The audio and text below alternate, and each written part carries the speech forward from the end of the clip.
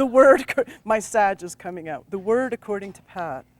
Actually, this is not a reading from me. I just like the poetry that I used at the beginning. This is Walt Whitman, Leaves of Grass. This is for Cancer. There was a child went forth every day, and the first object he looked upon, that object he became. And that object became part of him for the day, or for a certain part of the day, or for many years, or the stretching cycle of years. So what Walt Whitman's talking about here is the impressionability of the child. And this is the essence of the Cancer archetype. This is, within the Cancer archetype, we have the womb, we have the mother. As I said in my own association, I associate this with the lunar inner child, the very early development that comes all the way from the conditioning that happens within the womb, while you're in the womb, and the very early imprinting that happens with mother, right? The Capricorn axis is, to me, parental father. So he's the one that does the external conditioning. But this very early development is where we take in everything wholesale. There isn't a separation between the infant and the mother in the womb. So what is happening to the mother during your pregnancy is basically reflecting your karma, just as your early childhood does, reflects your karma as well. The kind of conversations that mother has, the experiences that she has. And I did a whole talk on this at NORWAC. If you guys, it's so critical for our time too, with Pluto in Capricorn, and then just for this little window of time where we have the transiting nodes in Cancer Capricorn. So the keynote that I did at NORWAC was about this window of time that we have right now that's up until, when do they change? April next year, I think. They change, the nodes change, so it's been 18 months. We're right in the middle of it, just about. A little past the middle of this transit, and the kinds of psycho-spiritual issues that have been coming up for people collectively and individually, and that's what that talk was about. So if you see that, I think it was called the karmic transits of our time, and you can get that from NORAC, but it was all this on this Cancer-Capricorn axis. Yes? Would you see birth trauma? I'm sorry? Would you see birth trauma indicated in that way? Absolutely, yeah. Yeah, I don't disagree with the ascendant also showing birth. And I think that archetypally, I tend to look at the ascendant in a broad archetypal sense as that's the first separation from source, right? You're coming out of Piscean totality, the cosmic womb, into an individuated spark. To me, Cancer is the human womb, right? And I'm not going to get into Alice Bailey stuff, but they say that all souls are born through the constellation of Cancer. So all souls that enter our solar system come in through the Cancer constellation, which represents that idea we all come in through the womb, right? So the kind of conditioning that happens within Cancer to me is imprinting, as opposed to Capricorn, which is conditioning.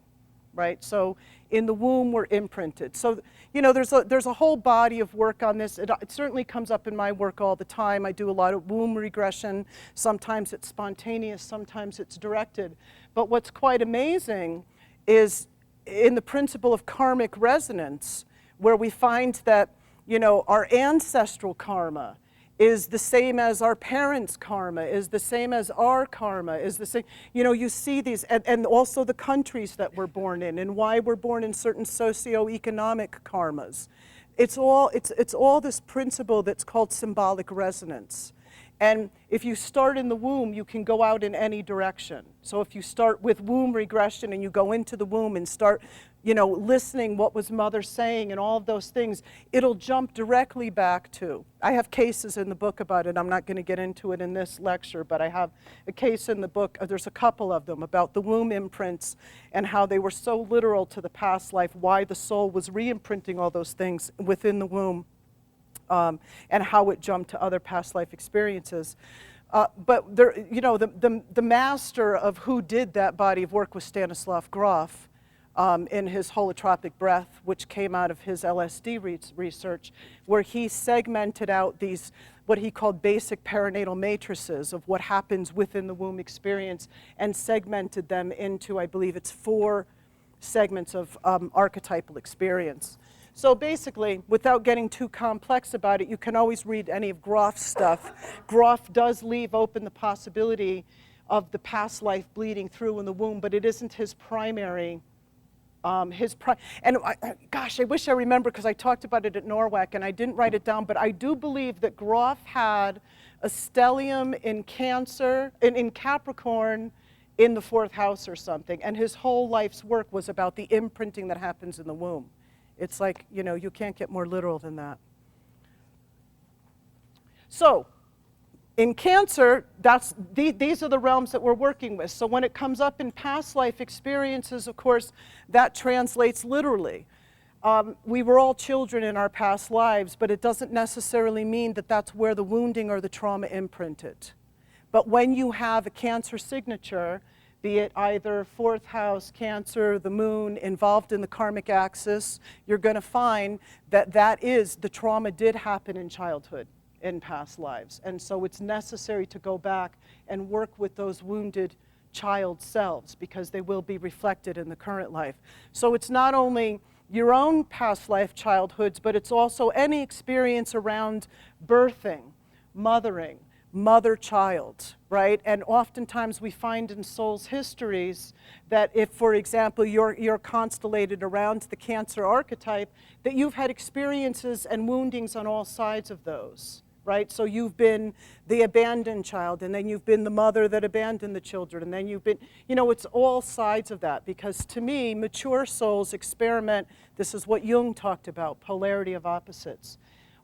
When you get into certain mature states, if you want to call it that, of evolution, the soul has experimented with so many different facets of the same archetype, because that is what it's trying to do. It's trying to experience all the different facets. Somebody said something before about the perpetrator-victim complex, right? And that's what I was saying. It's simply a complex. There isn't a value judgment on either side of it, right?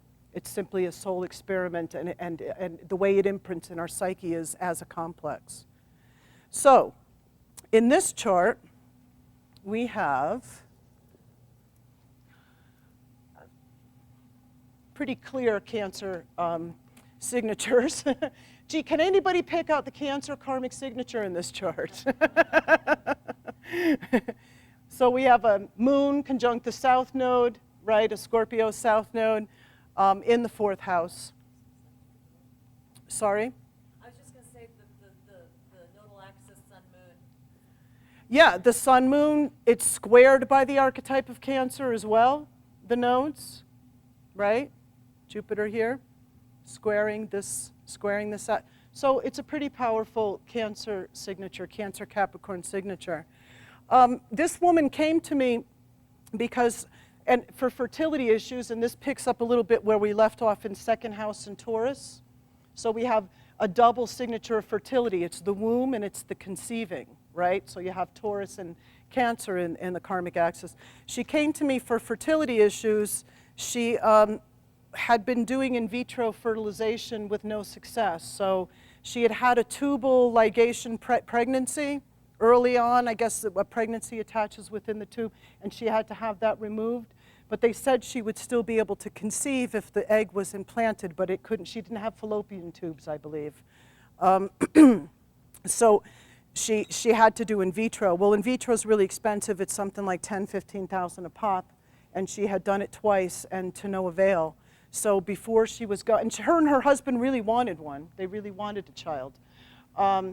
And so when she came to me, you know, of course I explored those psychological issues of, is there something in the marriage or the relationship that might stop some incoming soul from being with them? Because, you know, you have to explore that, and there wasn't. There really didn't seem to be. It seemed to be a clear somatic, right, karmic issue with womb and fertility, and that's kind of in the chart there anyway. So one past life that we did was a death in childbirth, and need I say more? I mean, again, this stuff is, like we say, you can't make this stuff up. It's pretty literal. Yes?